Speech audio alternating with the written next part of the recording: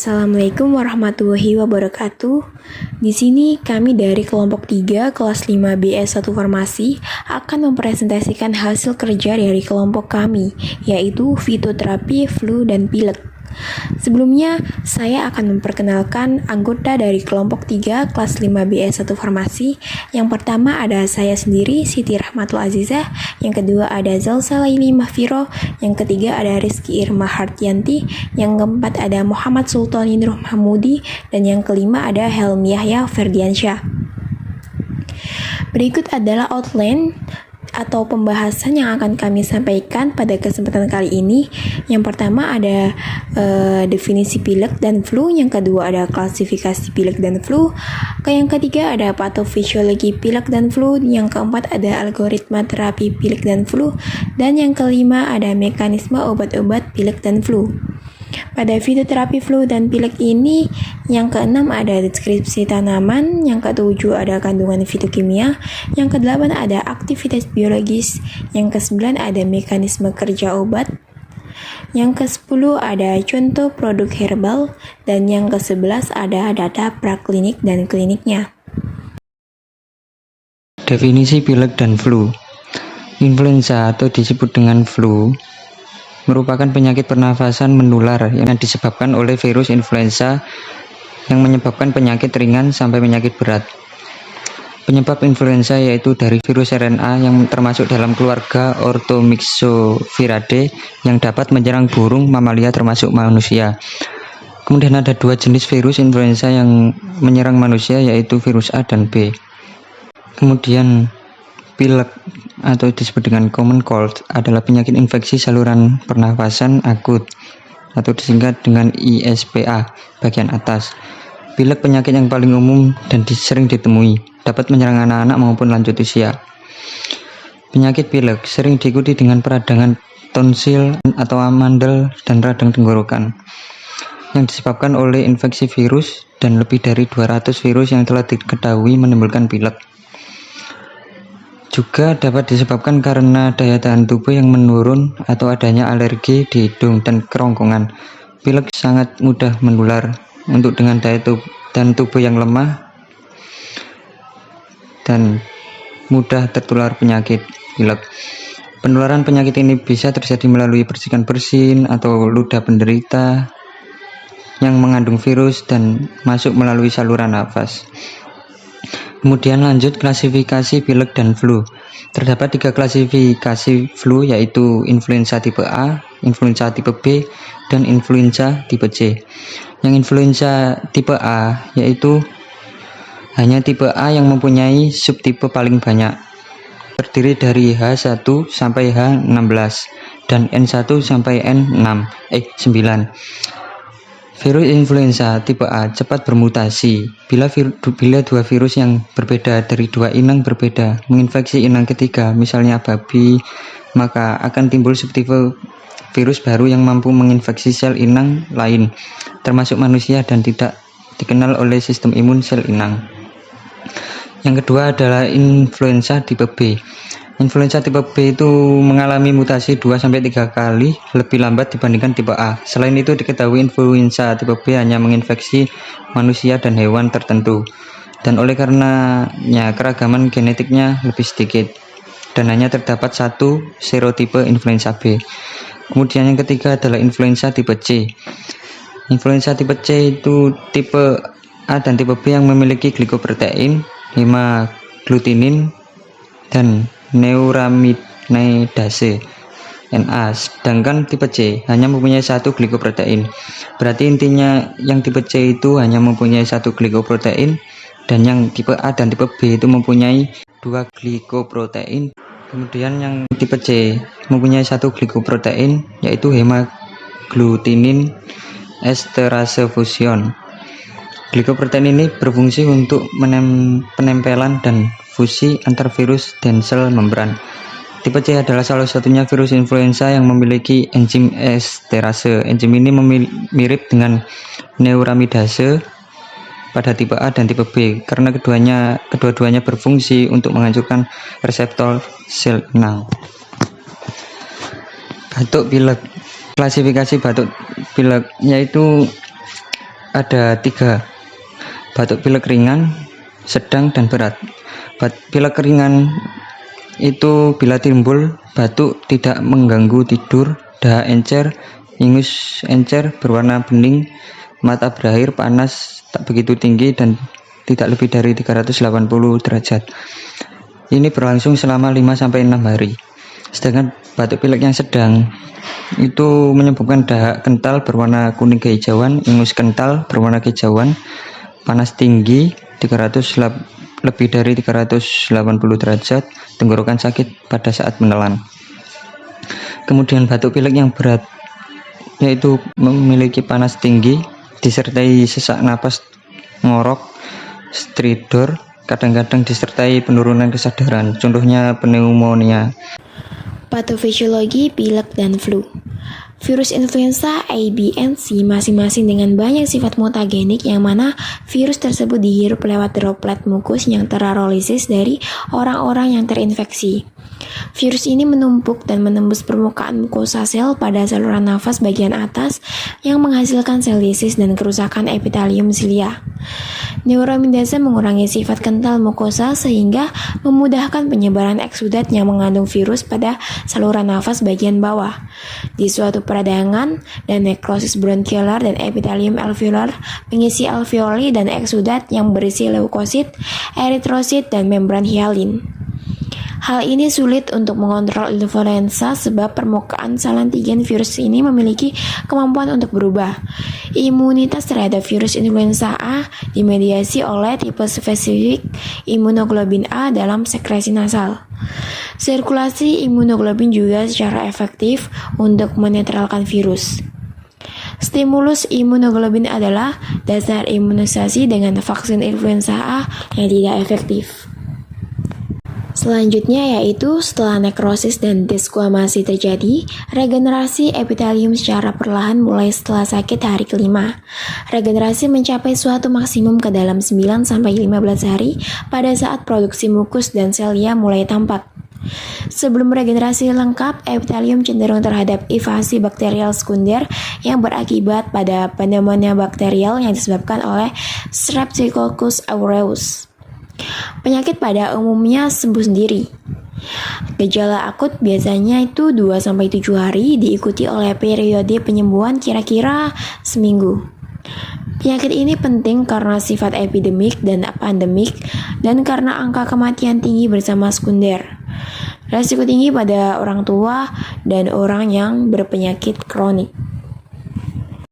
Yang selanjutnya yaitu algoritma terapi dari pilek dan flu atau influenza, yang diawali dengan adakah tanda atau gejala yang mengarah ke influenza, misalnya demam dengan batuk, pilek, atau gejala pernapasan yang lain, nyeri otot atau sakit kepala. Apabila tidak, pastikan terlebih dahulu apakah pasien memiliki gejala atau tanda atipial, yaitu gejala yang kurang umum atau kurang spesifik, misalnya hanya demam tetapi tidak diketahui penyebabnya, ataupun gejala komplikasi seperti pada pneumonia atau eksaserbasi kondisi kronis seperti asma, PPOK, gagal jantung yang terkait dengan influenza. Apabila tidak, maka tes influenza tidak diindikasikan dan hanya dari pertimbangan etiologi serta perawatan lain dan dilakukan charging home. Kemudian untuk pengobatan yang bisa digunakan yaitu misalnya untuk meredakan gejala flu dan pilek bisa diberikan kombinasi dekongestan sistemik, analgesik atau histamin.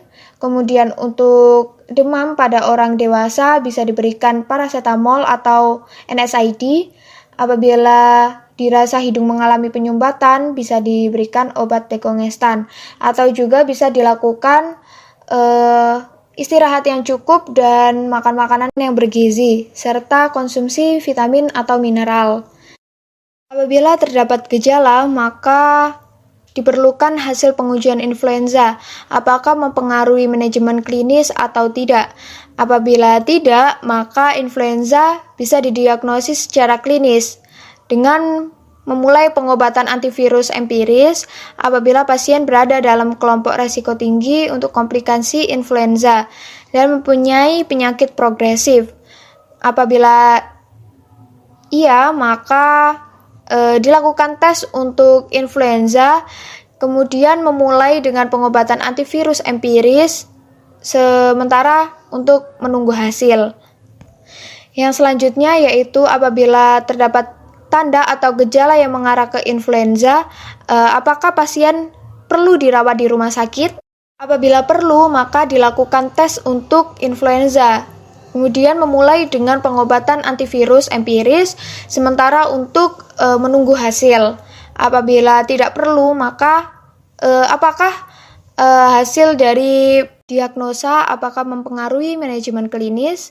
Apabila iya, maka diperlukan tes untuk influenza dan memulai dengan pengobatan antivirus empiris sementara untuk menunggu hasil. Selanjutnya apabila tidak, maka influenza didiagnosis secara klinis dan memulai pengobatan antivirus empiris juga pada pasien yang berada dalam kelompok risiko tinggi. Selanjutnya ada beberapa hal yang perlu diperhatikan. Yang pertama, beberapa orang mungkin memiliki gejala yang tidak khas, terutama pada lansia, bayi, dan yang memiliki gangguan sistem kekebalan tubuh.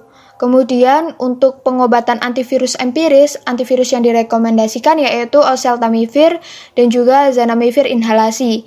Kemudian pengobatan antivirus empiris ini tidak boleh ditunda ketika hasil tes belum keluar, sesegera mungkin diberikan sesuai onset penyakit.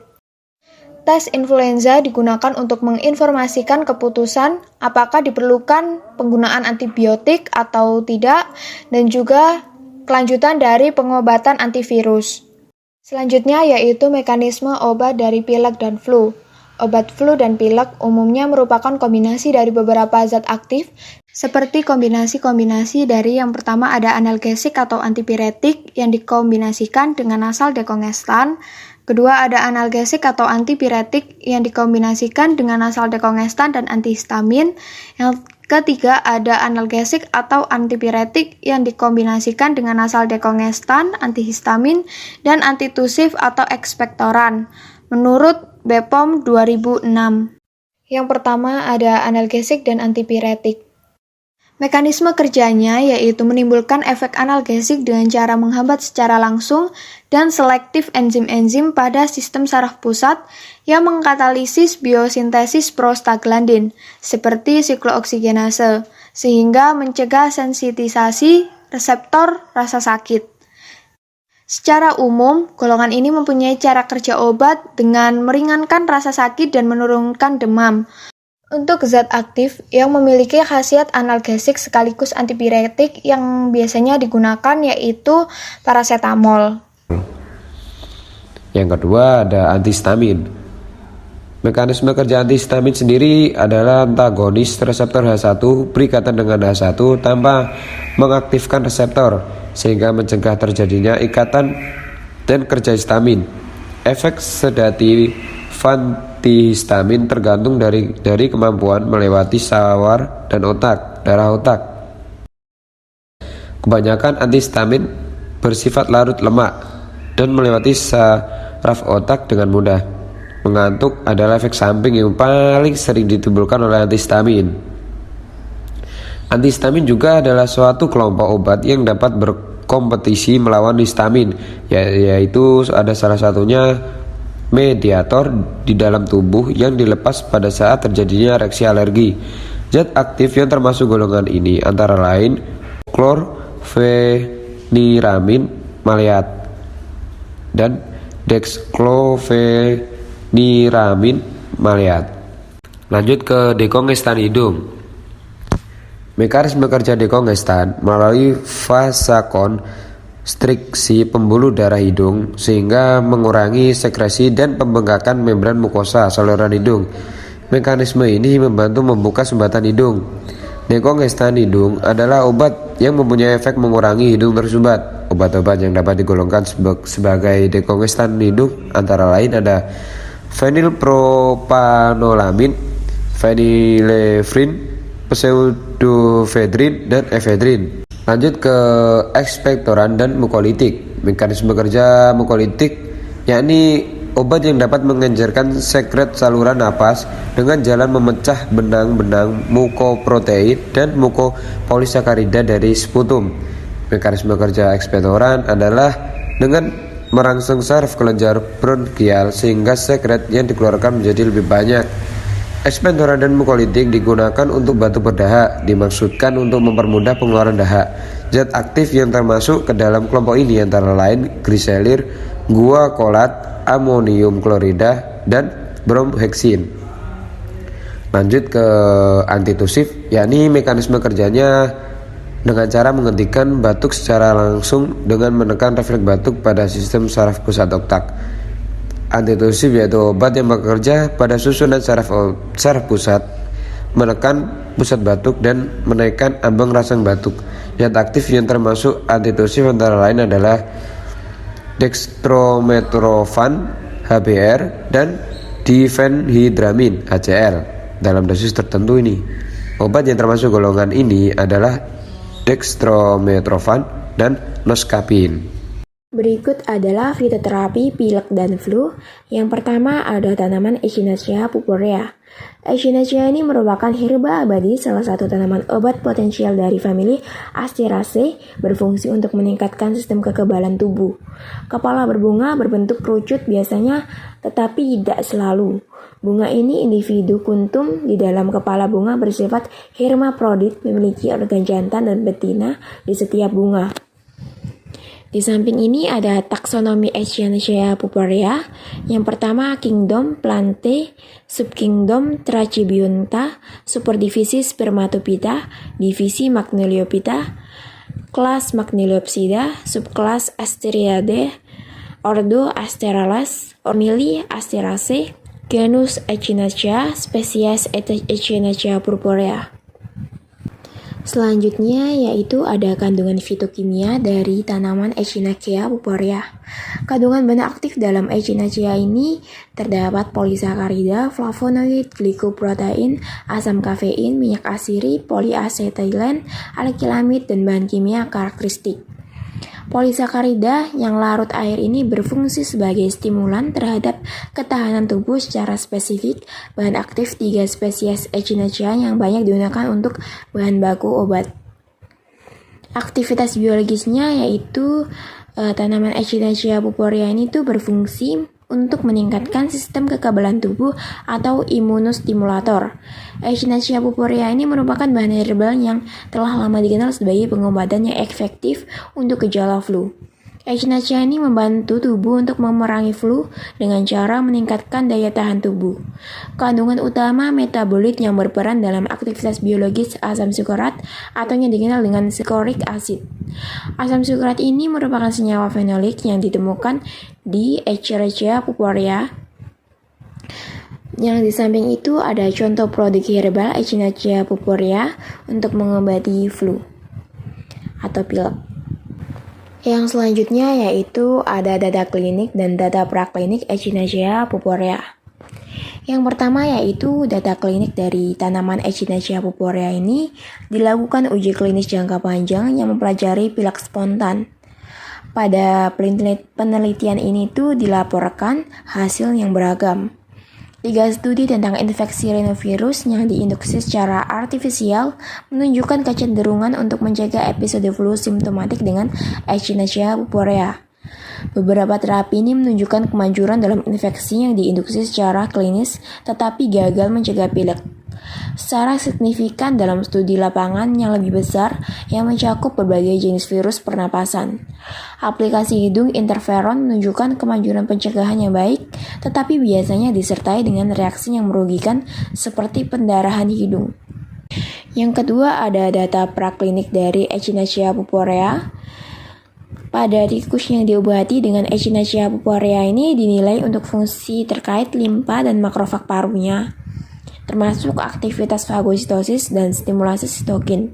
Yang keduanya ini dirangsang pada hewan yang diobati, sesuai dengan studi tentang sel tikus yang dikultur in vitro. Efek ini menguntungkan serupa dan ekstrak Echinacea purpurea standar juga diamati dalam penelitian baru-baru ini, di mana tikus terinfeksi Listeria monocytogenes. Sebuah laporan baru-baru ini menggambarkan keberhasilan penggunaan ekstrak Echinacea purpurea udara yang diperkaya polisakarida dalam mengendalikan perjalanan infeksi virus influenza A strain H1N1 yang ditandai dengan baik pada tikus.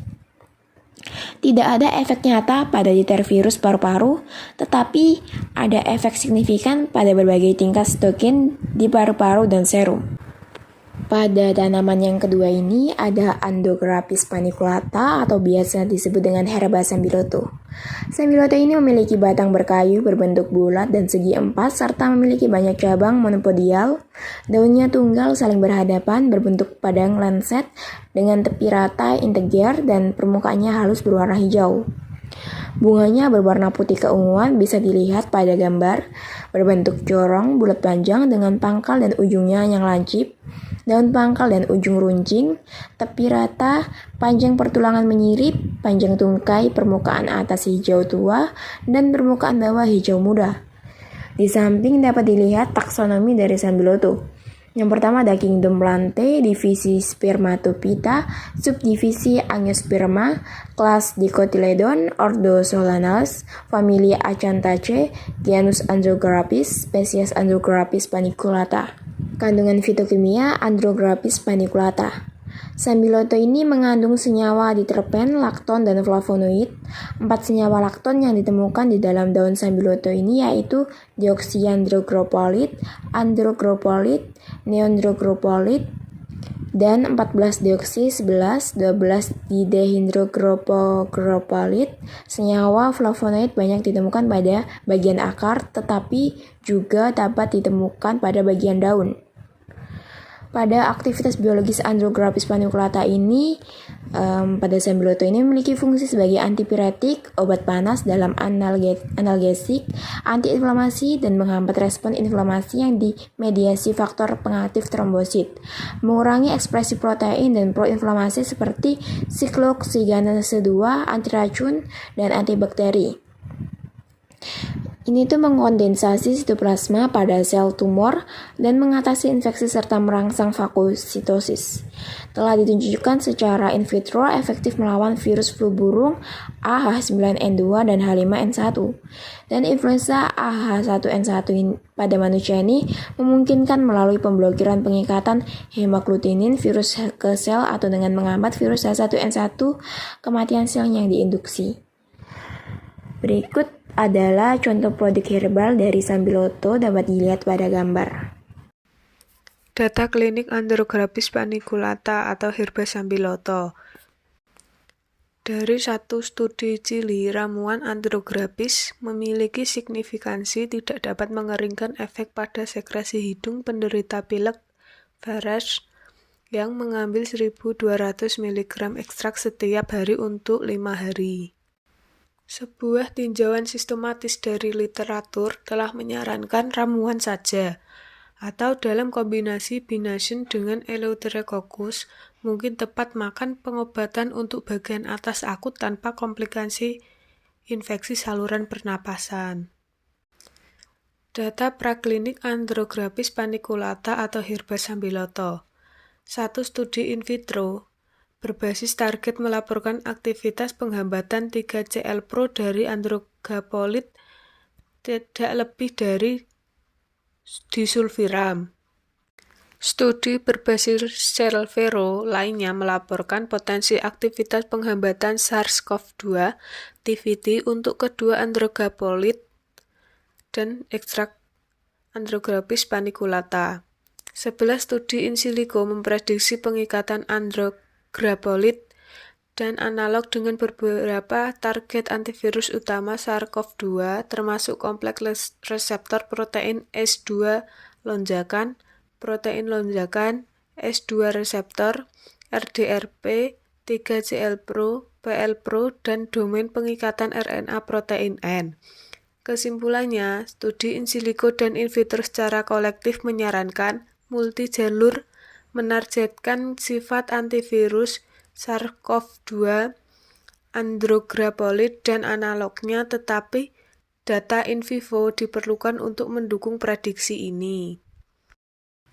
Yang ketiga yaitu Phyllanthus urinaria atau meniran. Taksonomi dari meniran yaitu Kingdom Plantae, divisi Spermatophyta, subdivisi Angiospermae, kelas Dicotyledone, ordo Euphorbiales, famili Euphorbiaceae, genus Phyllanthus, spesies Phyllanthus niruri L. Tanaman meniran atau Phyllanthus niruri merupakan tanaman kecil, terna semusim akar. Tanaman meniran memiliki sistem perakaran tunggang. Perakarannya dalam dan kuat. Akarnya berwarna putih ke kuning-kuningan dengan sedikit cabang akar. Meniran merupakan tanaman herbat dan tumbuh tegak. Batangnya tidak bergetah, bercabang, dan berwarna hijau. Daun tanaman meniran kecil dan majemuk, susunan daun berhadapan, tulang daun menyirip, bagian pangkal helai daun berbentuk bundar atau sedikit meruncing, sedangkan ujung helai daun berbentuk bulat atau agak tumpul, tapi helai daun rata dan halus. Kandungan fitokimia Phyllanthus urinaria. Meniran mengandung berbagai kandungan kimia, yaitu lignan, terpen, flavonoid, lipid, benzenoid, steroid berupa beta-sitosterol, dan alkanes berupa triakontakal dan triakontanol.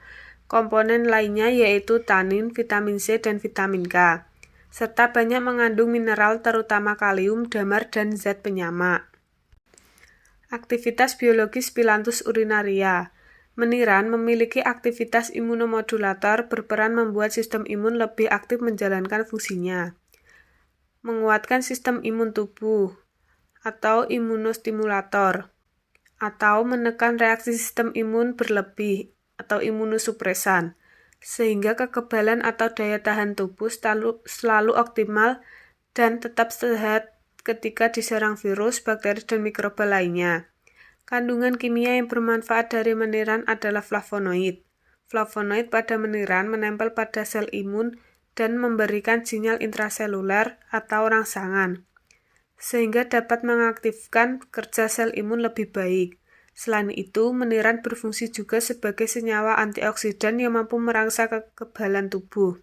Bekerja sebagai inhibitor kuat pernapasan. Data klinik Phyllanthus urinaria atau meniran. Herbal lainnya yang populer digunakan sebagai suplemen bersama obat simptomatik dalam pengobatan flu adalah ekstrak meniran atau Phyllanthus niruri yang memiliki aktivitas imunomodulator. Belum banyak dilakukan uji klinik penggunaan meniran untuk flu, namun salah satu hasil studi pada anak menunjukkan pemberian ekstrak meniran selama 6 hari secara bermakna tidak terbukti bermanfaat mengurangi tingkat keparahan flu anak. Data praklinik Phyllanthus urinaria atau meniran. Pemberian meniran sebagai imunostimulator pada ayam yang divaksin dengan vaksin aktif Lasota. Ekstrak Phyllanthus urinaria atau meniran diberikan secara peroral. Ekstrak diberikan dalam 3 waktu yang berbeda, yaitu 7 hari sebelum vaksinasi, 7 hari setelah vaksinasi, dan 3 hari sebelum dan sesudah vaksinasi. Ekstrak Phyllanthus niruri diberikan sebanyak 2 ml, 2,5 ml, dan 3 ml. Pengambilan darah dilakukan selama 4 minggu setelah perlakuan atau sekali seminggu. Titer antibodi dihitung menggunakan hemagglutinin inhibition test. Berdasarkan hasil analisis, dapat diketahui bahwa pemberian 2,5 ml ekstrak Phyllanthus niruri mampu menginduksi sintesis antibodi dengan kadar paling tinggi 1 hari setelah vaksinasi. Berdasarkan penelitian ini, ekstrak Phyllanthus niruri sebaiknya diberikan 1 hari setelah vaksinasi untuk membooster produksi antibodi ayam. Di sini terdapat beberapa literatur yang kami gunakan. Baik, terima kasih. Demikian presentasi yang dapat kami sampaikan. Bila ada salah kata, kami mohon maaf. Wassalamualaikum warahmatullahi wabarakatuh.